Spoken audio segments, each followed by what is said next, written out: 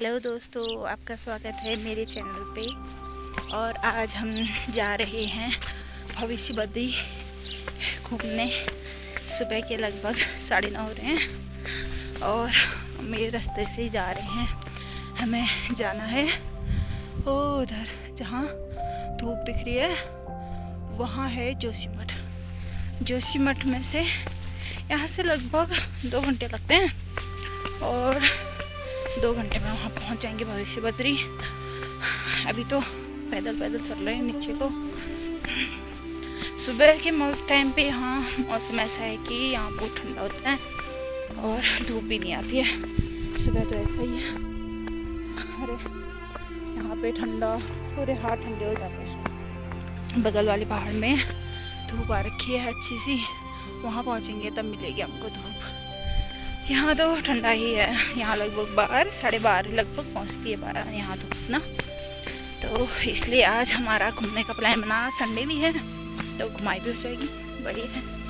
देखें अब क्या होता है वहाँ जाके। आज हमने पूरा ट्रेडिशनल लुक एकदम सूट सलवार पहन के, 1 मिनट ऐसे सूट है इसमें, मैं आपको फ़ोटो टैग कर दूँगी। मेरे हाथ में हेलमेट है तो भारी हो रहा था इस हाथ से, इसलिए मैंने इस हाथ में उठा लिया। हम यहाँ से निकलते हैं, मेरे पतिदेव और मैं और उनके दोस्त भी हैं, उनके शिक्षक अध्यापक। तो साथ में जाने का प्लान बना था, तो हमने कहा चलो हम चले आते हैं। हमने भी भविष्य बद्री देखना ही था एक बार, तो माई भी जाएगी घूमी बढ़िया है। यहाँ पहाड़ी क्षेत्र है पूरा, यहाँ कभी कभी चीते और हिरन दिखाई देते हैं, जंगली बकरी घास करके। अच्छा है नज़ारा, पर ठंडा ज़्यादा है। सुबह कोहरा और पाला भी होता है, कभी कभी रहता है। ऐसा मेरा फर्स्ट ब्लॉग है तो थोड़ा कैमरा की दिक्कत है, अभी शुरुआत कर रही हूँ, देखती हूँ बाद में कैसा बनता है। वहाँ पे है मोनाल का पूरा झुंड है, उधर पे दिख रहा है। रुको मैं आपको दिखाती हूँ। यहाँ पे पहाड़ पे इसमें नहीं दिखेगा ना ये कैमरा, थोड़ा अभी क्या कह सकती हूँ, करीबी गाइस, करीबी है। क्या करें बाद में। और हम चले आज दिन का पूरा दिनचर्या रहेगी ब्लॉग में कि कैसा हमारा दिन गया भविष्य बद्री को घूमने जाने से लेके आने तक। देखें कैसा रहता है हमारा एक्सपीरियंस, और प्लस वहाँ का फूड क्या है, खाने में वहाँ क्या क्या बनता है, कैसा रहता है, वहाँ के लोग कैसे हैं। देखिए जगह वहाँ है भी, पता नहीं लोग रहते हैं तो दूर है, सुना है, पता नहीं क्या चल रहा है।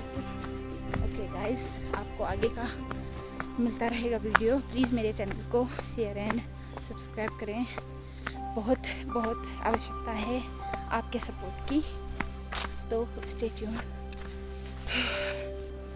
तो गाइस अभी हम पहुँचे हैं आधे रास्ते में और यहाँ पे आ रही है धूप और यहाँ है छाया। यहाँ से लेके ऊपर तक पूरा रास्ता है ऐसा।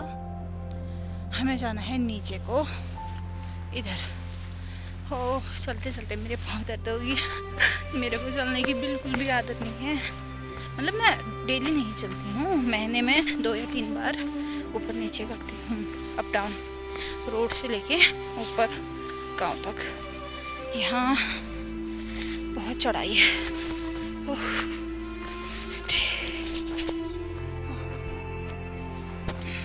तो अभी हम पहुँच चुके हैं बद्रीनाथ और जोशीमठ को जोड़ने वाले पुल पे। यह पुल, यहाँ से हमें जाना है जोशीमठ और इधर को पड़ेगा बद्रीनाथ। आहा भैया पढ़ना।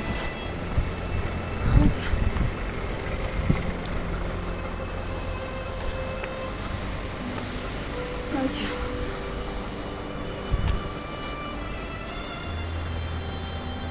ये रहा वो पुल, ये जो जाता है जोशीमठ को, यहाँ से जाता है बद्रीनाथ को। ये है झरना, इतना बड़ा झरना है गाइस। बरसातों में तो बड़ा रौद्र रूप ले लेता है, आजकल थोड़ा कम हो रखा है।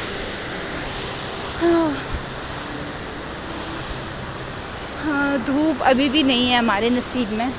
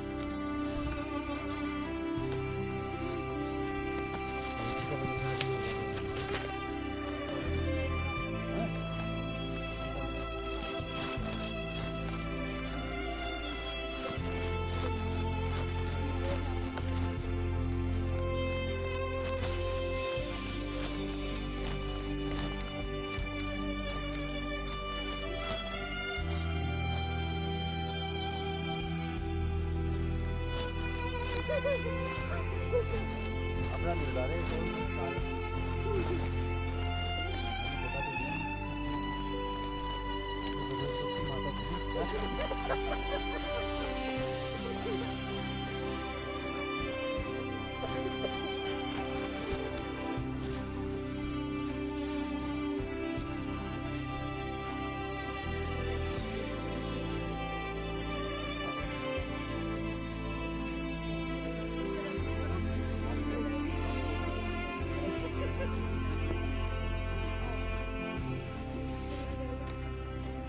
सर भी थक गए थे।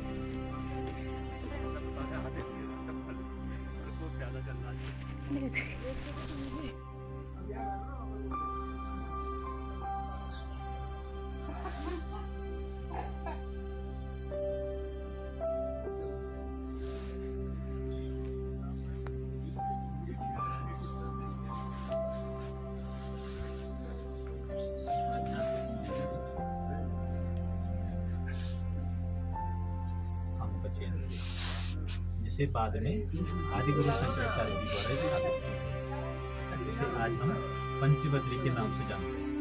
जिसमें पहला आदिबद्री, दूसरा बद्री, तीसरा योगध्यान बद्री और चौथे स्थान पर आते हैं बद्री विशाल और पांचवें स्थान पर आते हैं भविष्य बद्री।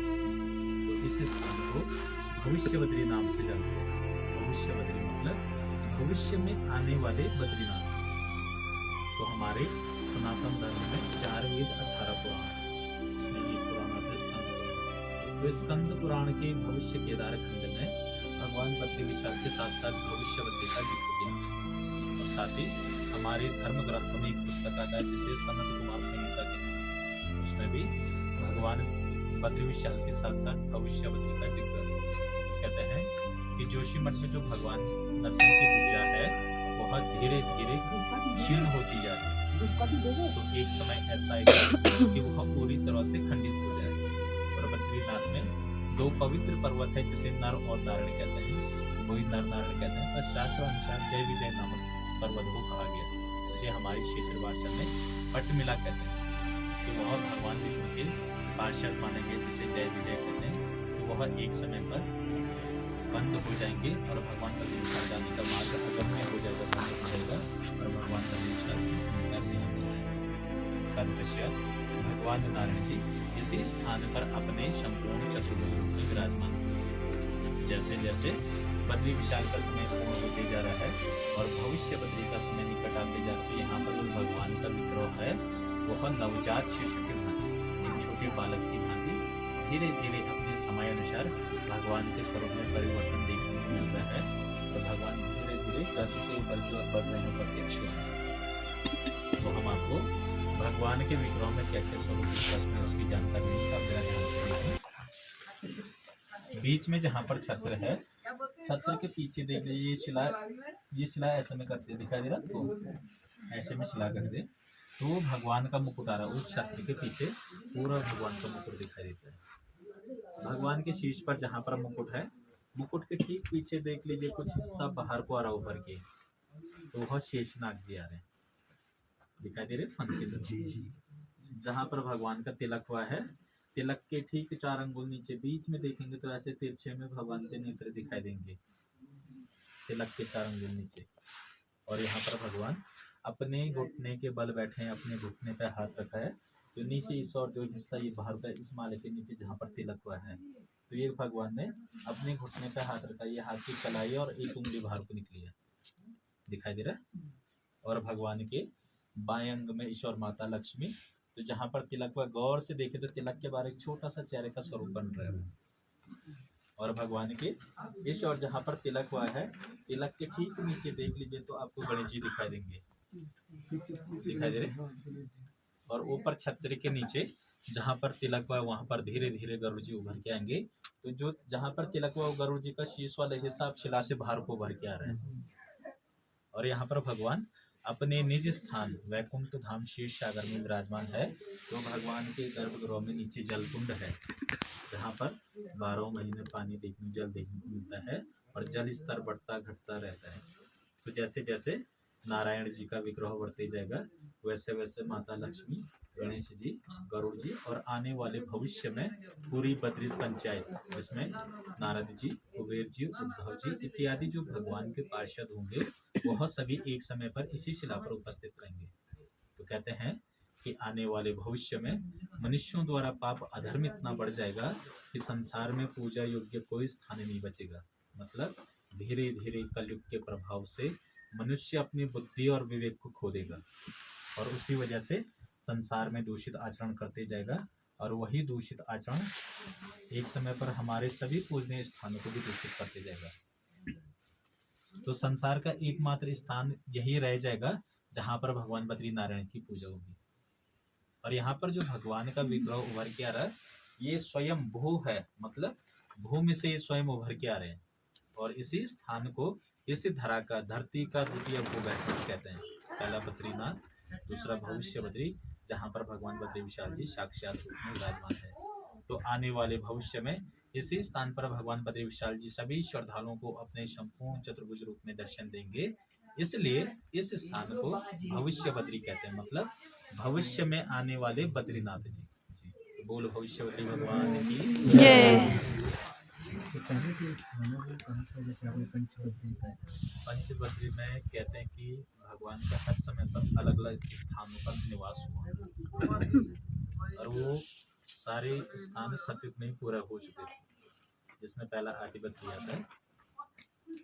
कहते हैं कि वहाँ पर भगवान बद्री विशाल जी जब निवास करने के लिए गए तो वहाँ पर मंदिर निर्माण पूरा नहीं हो पाए। आदिबद्री में 16 मंदिर हैं, तो उसमें से कुछ मंदिर ऐसे कि जो आधे अधूरे हैं, तो इसलिए कुछ समय के बाद वहाँ से भगवान चले गए। उसके बाद वृद्धबद्री गए, तो माने जाता है कि वृद्धबद्री में नारद मुनि जी द्वारा कहीं 100 वर्ष भगवान की आराधना किया गया। तो भगवान ने परीक्षा लेने के लिए वृद्ध रूप में भगवान नारद मुनि को दर्शन दिए, तो इसलिए वृद्धबद्री। और उसके बाद आता है योग ध्यान बद्री, तो वहाँ पर भगवान योग मुद्रा में विराजमान है, चतुर्भुज रूप में और योग मुद्रा में है, और बद्री विशाल को पूरे ध्यान मुद्रा में। और भविष्य बद्री में अभी भगवान के बाल रूप हैं। यहाँ पर भगवान अपने घुटने के बल बैठे, मतलब एक छोटा बालक अपने घुटने के बल बैठे हैं। और जैसे जैसे समय करीब आते जाएगा तो भगवान धीरे धीरे इसी शिला पर अपने चतुर्भुज रूप में विराजमान हो जाएंगे। और इसी शिला पर भगवान जो विराजमान है, इस शिला को अभी अगस्त्य शिला कहते हैं। और कहते हैं कि जैसे जैसे भगवान अपने संपूर्ण चतुर्भुज रूप में विराजमान होते जाएंगे तो यह शिला अपने आप शालिग्राम में